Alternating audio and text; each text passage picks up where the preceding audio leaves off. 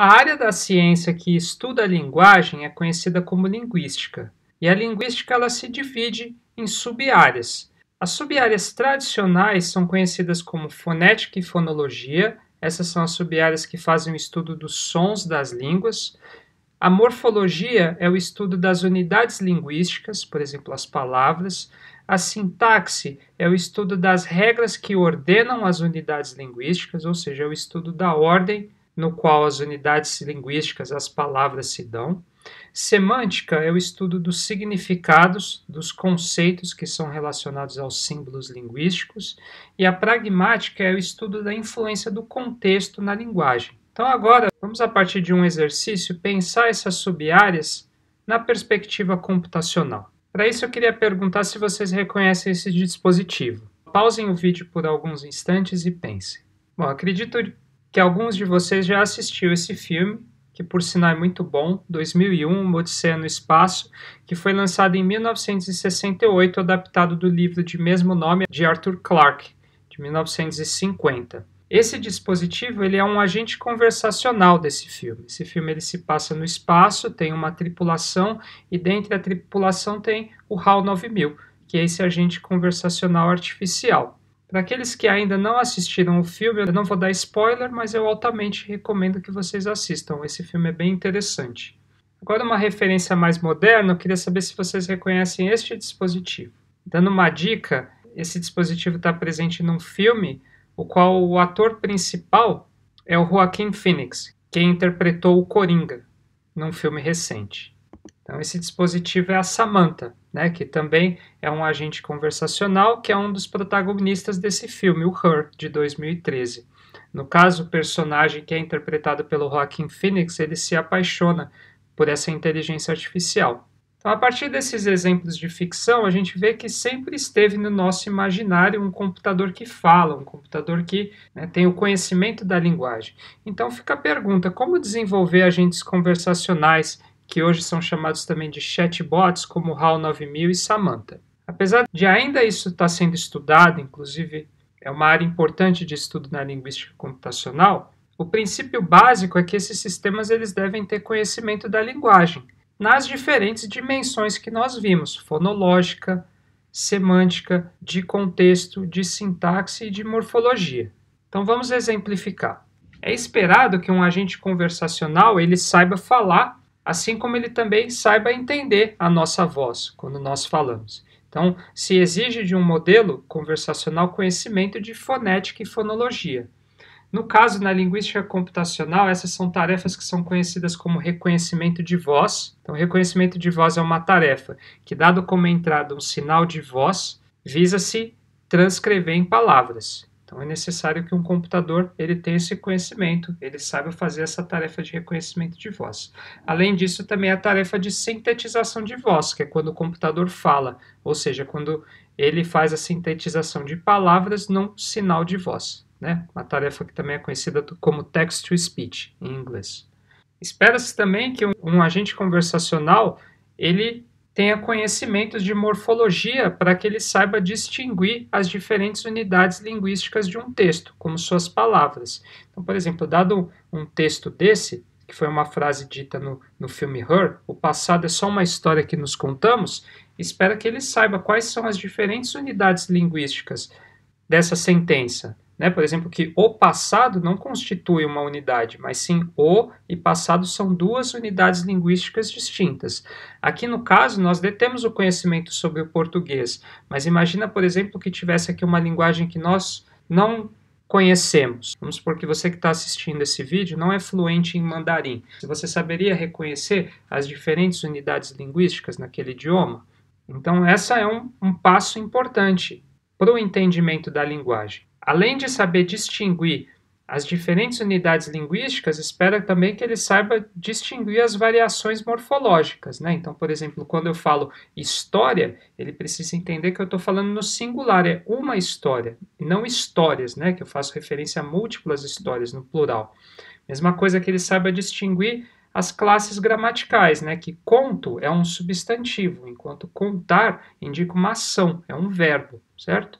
Ainda na morfologia, espera-se que ele saiba fazer a desambiguação das unidades linguísticas de acordo com suas classes de palavras e seus papéis sintáticos, né? Então, por exemplo, passe, é importante que ele saiba que passe pode ser tanto um verbo, né, ação de passar, como pode ser um substantivo, o passe. Mesma coisa de controle ou controle, né, que controle é um substantivo, enquanto controle é uma ação, né, é um verbo.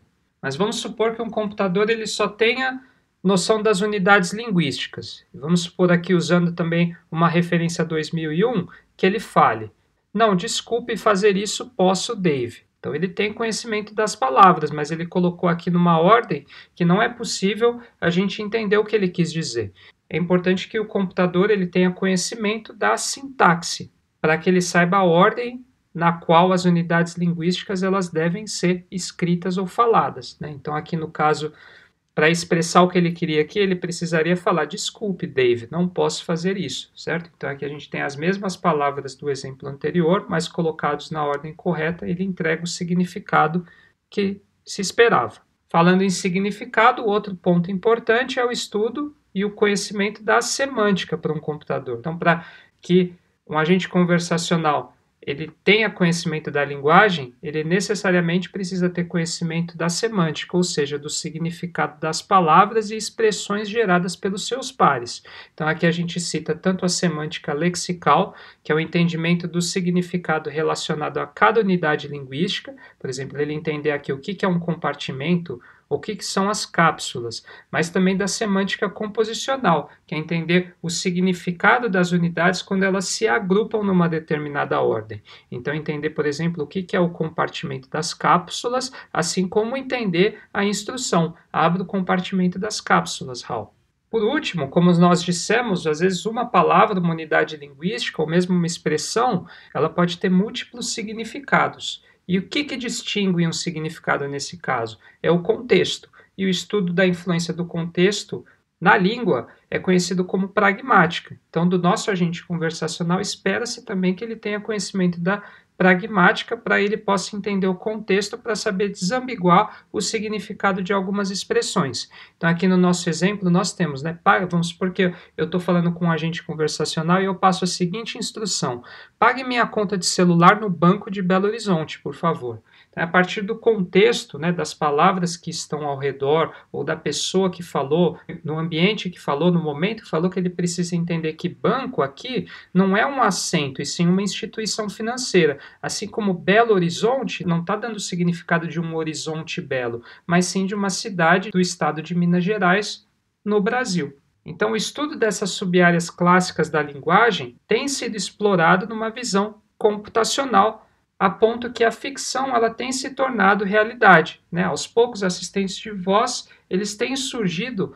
a nível de indústria, já estão disponíveis no mercado, não mais só na academia. Inclusive, as 5 principais empresas de tecnologia elas disponibilizam assistentes de voz no mercado, né? A Amazon ela tem a Amazon Alexa, o Google tem o Google Assistant, a Microsoft tem a Cortana, a Apple tem a Siri e a Samsung tem a Bixby. Você provavelmente que está assistindo esse vídeo já deve ter tido contato com algumas delas, né?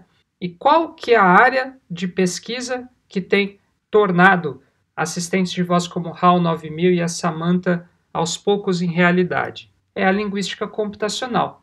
A linguística computacional é o estudo da linguagem sob uma perspectiva computacional. Ela visa prover modelos computacionais, sejam esses baseados em regras ou data-driven, com base em dados, para processar a linguagem. E esses modelos eles podem ter 2 objetivos distintos: as atividades fim, onde eu implemento um modelo computacional para explicar um fenômeno linguístico ou psicolinguístico, ou para uma sub-área da linguística computacional que é conhecida como processamento de linguagem natural, que são atividades onde a linguagem é um meio, né? Então aqui eu viso desenvolver um modelo computacional para processar a linguagem, mas visando um outro fim, ou visando um produto, como é o caso de um chatbot, de uma máquina de tradução, de um algoritmo para classificação de texto automático e assim por diante, como nós vamos ver alguns exemplos durante essa disciplina.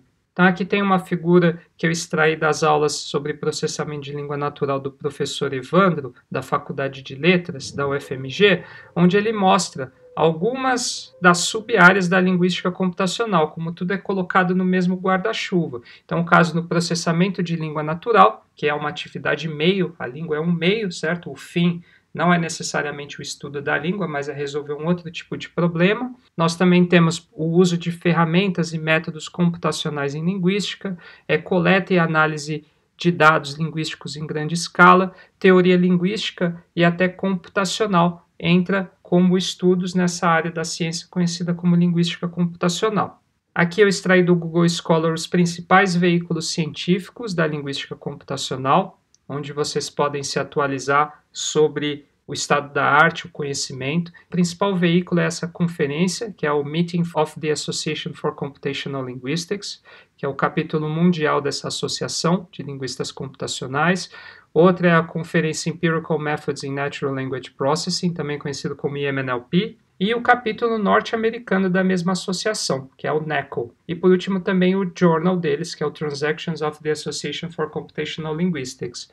Então a gente vê que os principais veículos científicos eles são dessa associação de linguistas computacionais. E uma grande vantagem, diferente para algumas áreas, é que todo o conteúdo ele é publicamente disponível nesse site, que é o ACL Anthology. Então, caso vocês queiram ler os últimos estudos sobre linguística computacional das diferentes áreas que a gente vai ver nessa disciplina, ou vocês queiram acompanhar a área mesmo depois da disciplina, vocês sempre podem acessar esse site e ter acesso a todo o conteúdo, né? Aqui ele está indicando, tem mais de 64 mil artigos científicos que estão todos disponibilizados de maneira pública, ok?